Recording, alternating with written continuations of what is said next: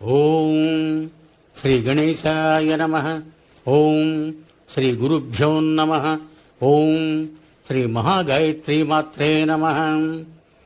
Shri మహాగాయత్రీమాత YouTube ఛానల్కు శ్రోతలందరికీ సాదర స్వాగతం.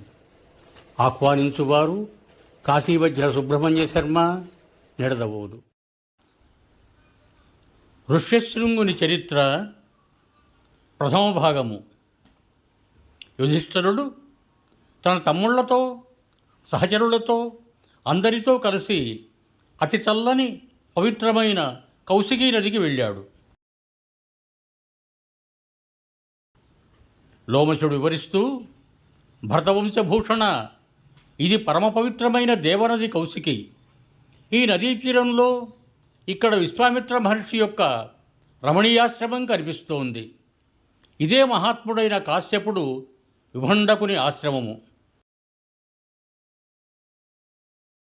దీనిని పుణ్యాశ్రమం అంటారు.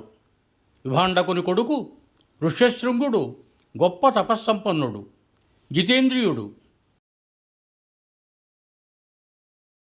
ఒకసారి అనావృష్టి కలిగినప్పుడు అతడు తన తపఃప్రభావం వలన వర్షాన్ని కురిపించాడు. ఆ పరమతేజస్వి విభాండకసుతుడు ఒక ఆడులేడీకి పుట్టాడు. యుధిష్ఠిరుడు, మహాత్మా, మనుష్యునకును మృగజాతికి సమాగమం శాస్త్రవిరుద్ధం, లోకవిరుద్ధం కూడా.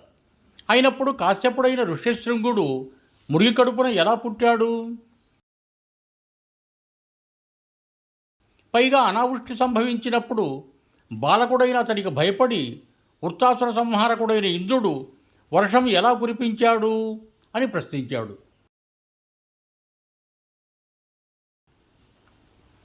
లోమశ మహర్షి చెప్పసాగాడు. రాజా, బ్రహ్మర్షి విభాండకుడు సాధుస్వభావుడు, ప్రజాపతి అంతటి సమర్థుడు, అమోఘ వీర్యుడు, తపస్సు చేత అంతఃకరణ శుద్ధి పొందినవాడు. ఒకసారి అతడు ఒక సరస్సులో స్నానం చేస్తూ ఉండగా ఊర్వశిని చూచిన అతనికి వీర్యస్ఖలనమైంది. దాంతో ఆ నదికి నీరు తాగటానికి వచ్చిన ఒక ఆడులేడీ నీటితో పాటు అతని వీర్యాన్ని తాగింది. ఆ లేడీ ఒక దేవకన్య. బ్రహ్మ ఆమెకు ఏదో కారణంగా శాపమిస్తూ, నీవు మృగజాతిలో పుట్టి ఒక మునికుమారుని ప్రసవించాక నీకు శాప విమోచనం అవుతుంది అని చెప్పాడు. విధి బలవత్తరమైనది కదా. కనుక ఋష్యశృంగుడు ఆ మృగి కడుపున పుట్టాడు. అతడు ఎల్లప్పుడూ తపోనిష్ఠుడై అడవులలోనే ఉండేవాడు. అతని తల మీద ఒక కొమ్ము ఉంది. అందువలన అతనికి ఋష్యశృంగుడు అనే పేరు వచ్చింది. అతనికి తన తండ్రి తప్ప వేరే మనుష్యులెవ్వరూ తెలియదు. కనుక బ్రహ్మచర్యంలోనే అతని మనస్సు ఎప్పుడూ లగ్నమై ఉండేది. ఈ సమయంలోనే అంగదేశాన్ని దశరథ మహారాజు మిత్రుడు లోమపాదుడు పరిపాలిస్తూ ఉండేవాడు. అతడు ఒకసారి ఒక బ్రాహ్మణునికి ఏదో దానమిస్తానని చెప్పి వాగ్దానం చేసి తరువాత ఇవ్వక అతనిని నిరాశపరిచాడని, అందుకు బ్రాహ్మణులందరూ అతనిని వదిలి వెళ్ళిపోయారని, ఆ కారణంగా అతని రాజ్యంలో అనావృష్టి కలిగి ప్రజలంతా బాధలు పడసాగారని చెప్పుకుంటుంటే విన్నాం. అప్పుడు అతడు తపస్సు చేస్తున్న మంచి మనసున్న బ్రాహ్మణులను పిలిచి వర్షాలు కురిసే ఉపాయం చెప్పండి అని అడిగాడు. వారంతా తమకు తోచినవి చెప్పారు. ఒక మునివరుడు మాత్రం బ్రాహ్మణులు అతనిపై కిరుగుతో ఉన్నారని, దానికి ప్రాయశ్చిత్తం చేసుకోవాలని చెబుతూ, ఋష్యశృంగుడు అనే మునికుమారుడు అడవులలోనే ఉంటాడు. అతడు సరళవర్తనుడు, విశుద్ధ చరిత్రుడు, స్త్రీ జాతి గురించి అతనికి తెలియనే తెలియదు. అతనిని మీ దేశానికి రప్పించండి. అతడు ఇక్కడికి వచ్చినట్లయితే వెంటనే వానలు కురుస్తాయి అని ఉపదేశించాడు. రాజు వెంటనే బ్రాహ్మణుల వద్దకు వెళ్ళి తన అపరాధానికి తగిన ప్రాయశ్చిత్తం చేసుకున్నాడు. తరువాత మంత్రులతో కలిసి ఋష్యశృంగుని రప్పించే విషయమై ఆలోచన చేశాడు.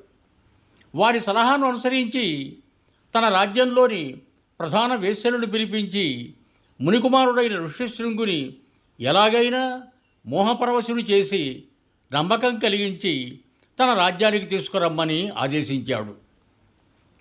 వారిలో ఒక వృద్ధవేశ్య ఋష్యశృంగుని తెచ్చే ప్రయత్నం చేస్తానని, కానీ తనకు అవసరమయ్యే భోగ సామాగ్రిని ఇప్పించాలని అడిగింది.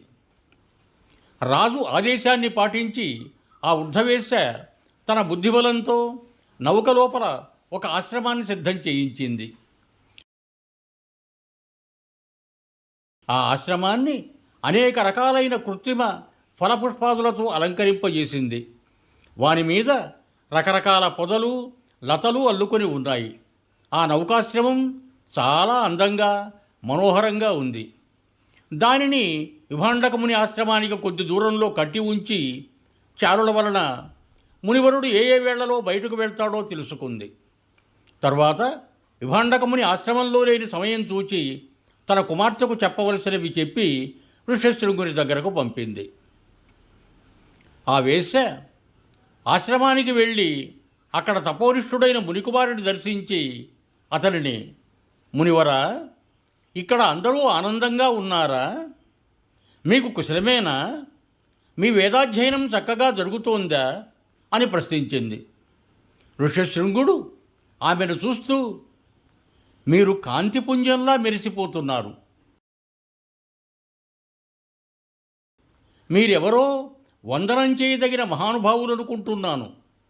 కాళ్ళు పాదాలు కడుగుకోవటానికి నీళ్ళిస్తాను. మా ఆచారాన్ని అనుసరించి కొన్ని ఫలాలు కూడా సమర్పించుకుంటాను.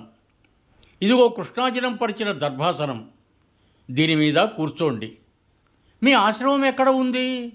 మీ పేరేమిటి అని ఆమెను అడిగాడు. వేశ్య, కాశ్యపనందన, ఈ పర్వతానికి ఆవలి వైపున ఇక్కడ నుండి 3 యోజనాల దూరంలో మా ఆశ్రమం ఉన్నది. నేను ఎవరిని నాకు ప్రణామం చేయనీయను. ఎవరిచ్చిన పాద్యాన్ని స్పృశించను. ఇది నా నియమం. నేను మీకు నమస్కరించదగను. పైగా మీరే మాకు వంజులు అన్నది. అప్పుడు ఋష్యశృంగుడు, ఈ ఓషధి, ఉసిరి, కరూషక, ఇంగుది, పిప్పలి పళ్ళు బాగా పండి ఉన్నాయి. మీకేవి రుచిస్తే అవి తీసుకోండి అన్నాడు. లోమశుడు చెబుతున్నాడు, రాజా, ఆ వేశ్యాపుత్రి అన్ని రకాల పళ్లను కాదని తన దగ్గర ఉన్న అతి రసవంతమైన, చూడచక్కని, రుచికరమైన, రుచివర్ధకమైన పదార్థాన్ని అతనికి ఇచ్చింది. అవే కాకుండా సువాసనాభరిత పూలమాలలు, విచిత్రంగా మెరుస్తున్న వస్త్రాలు, గొప్ప గొప్ప పానీయాలు కూడా ఇచ్చింది. అవి తీసుకొని ఋష్యశృంగుడు చాలా ఆనందించాడు. నవ్వుతూ ఆడుతూ గడపటం అతనికి అలవాటైంది. ఈ రీతిగా అతని మనస్సులో మార్పు అంకురించటం చూసిన వేశ్య అతనిని రకరకాలుగా మోహపెట్టసాగింది.